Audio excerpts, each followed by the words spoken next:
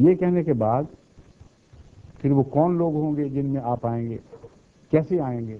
اس کا جواب دیا ذالک فضل اللہ یؤتیہ من یشاء۔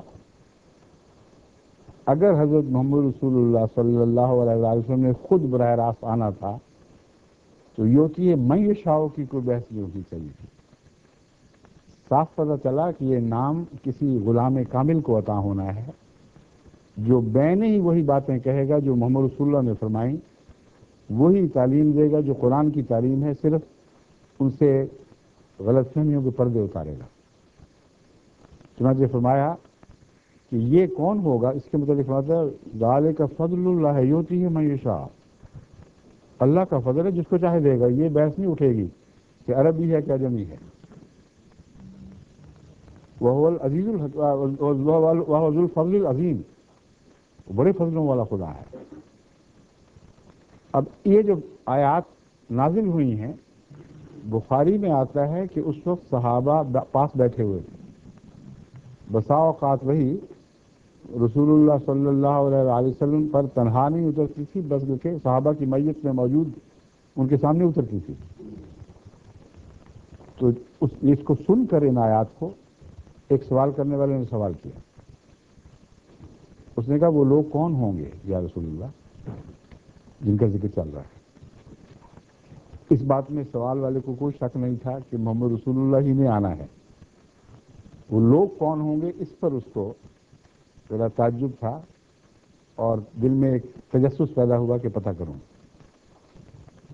حضور صلی اللہ علیہ وآلہ وسلم نے یہ سن کر جواب نہیں دیا، خاموشی اختیار فرمائی۔ اس نے پھر تکرار کی، پھر حضور اکرم صلی اللہ علیہ وآلہ وسلم نے خاموشی اختیار فرمائی۔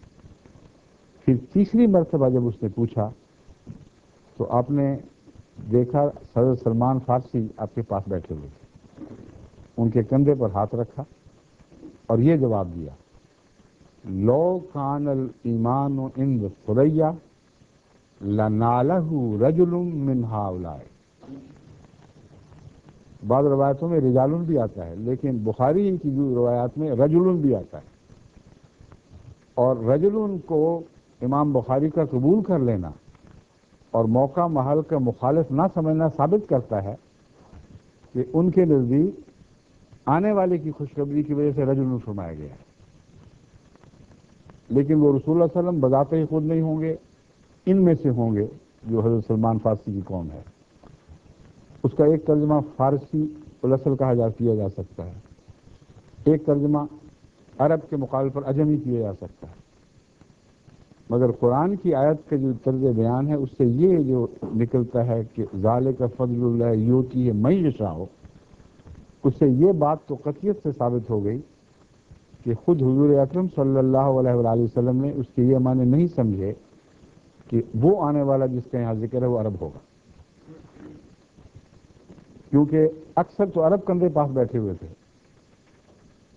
ملا تو عجم کا کندھا ملا ہاتھ رکھنے کے لیے۔ اور یہ بات بتاتی ہے کہ یہ روحانی تفسیر تھی جو نازل ہوئی۔ اس کی وجہ یہ ہے کہ حضور صلی اللہ علیہ وآلہ وسلم کے متعلق یہ مسلمہ بات ہے، تمام علماء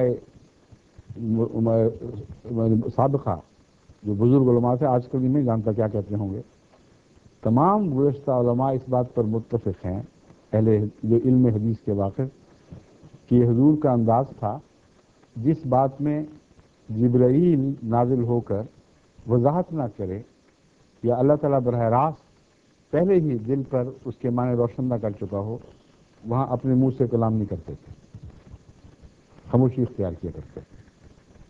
بس 2 دفعہ کی خاموشی اور تیسری دفعہ کا جواب، اور کلام اتنا پر حکمت، اتنا مربوط ہے کہ کوئی معمولی عقل کا انسان بھی یہ کہہ نہیں سکتا کہ جھوٹے کی بنائی بات ہے۔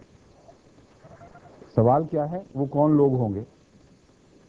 جواب یہ ہے اگر ایمان ثریا پر بھی چلا جائے تو ان لوگوں میں سے وہ ہوگا یا وہ ہوں گے جو ایمان کو آسمان سے واپس زمین پر لے آئیں گے۔ اس میں کتنی باتیں بیان ہو گئیں جو پوچھی جانی چاہیے تھی اور پوچھی نہیں گئی۔ سوال یہ اٹھنا چاہیے تھا کہ یا رسول اللہ صلی اللہ علیہ وآلہ وسلم آپ پر دین کامل ہو گیا، آپ کی کتاب آخری کتاب ہے، آپ آخری رسول ہیں، اور ہمیشہ کے لیے امت محمدیہ ایک جاری سکہ بن چکی ہے دنیا کے لیے، پھر یہ کیا قصہ ہے؟ کیوں کوئی آئے گا اور کیا کہے گا آگے؟ سب باتیں تو ہو چکی ہیں، تکمیل کتاب ہے، اتمام نعمت ہے، یہ سوال پوچھا جانا چاہیے تھا، اسی کا جواب دیتے ہیں۔ لو کان الایمان و عند الثریا، کہ باوجود تکمیل شریعت کے، باوجود میرے دائمی رسول ہونے کے، پھر بھی ممکن ہے کہ دلوں سے ایمان اٹھ جائے، اور رسول اللہ علیہ وسلم کے زمانے میں بھی ایمان اٹھتے تھے بعض بدبخت دلوں سے۔ تو شریعت کا کمال اور رسول کا ہر پہلو سے کامل ہونا ہرگز اس بات کی ضمانت نہیں ہے کہ قوم نیک اور پاکیزہ رہے گی۔ جس اختلاف کی آپ نے بات فرمائی تھی ابھی، وہ دیکھیں کتنی جلدی شروع ہوا ہے۔ تو ایمان ہے دل کا جو اصل فیصلہ کن چیز ہے، جس کی خاطر شریعتیں نازل ہوتی ہیں۔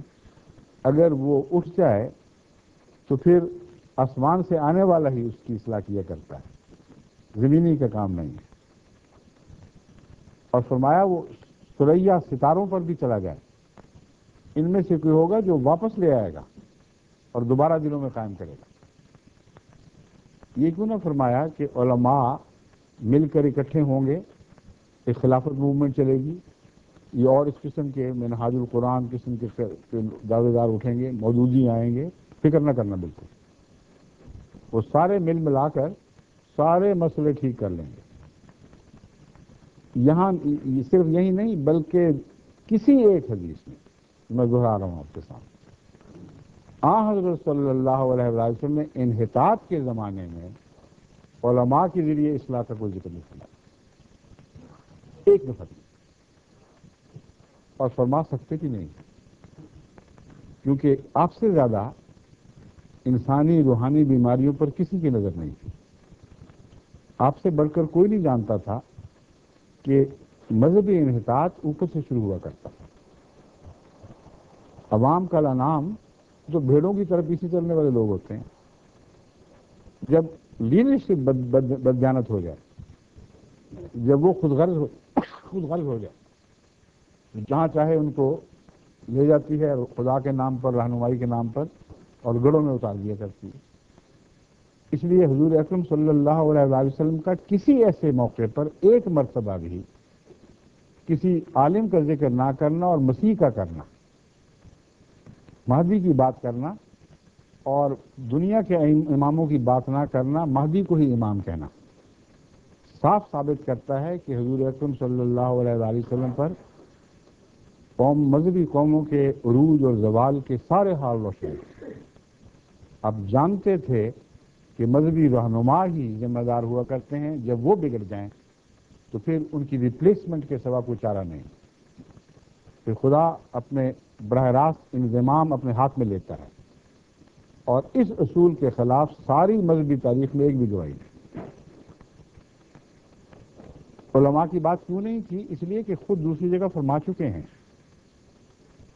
کہ سیاتی علی الناس زمان، لوگوں پر ایک ایسا زمانہ آنے والا ہے، لا یبقى من الاسلام الا اسمہ، اسلام نام کے سوا باقی نہیں رہے،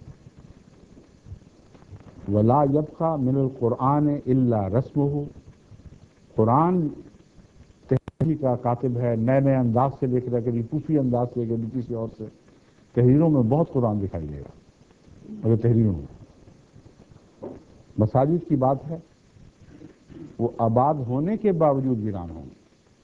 اب یہ کلام نبی کے کلام کے سوا ممکن نہیں۔ مساجدہم عامرۃ وہی خراب من الہدی، ان لوگوں کی مسجدیں آباد ہوں گی مگر ہدایت سے خالی۔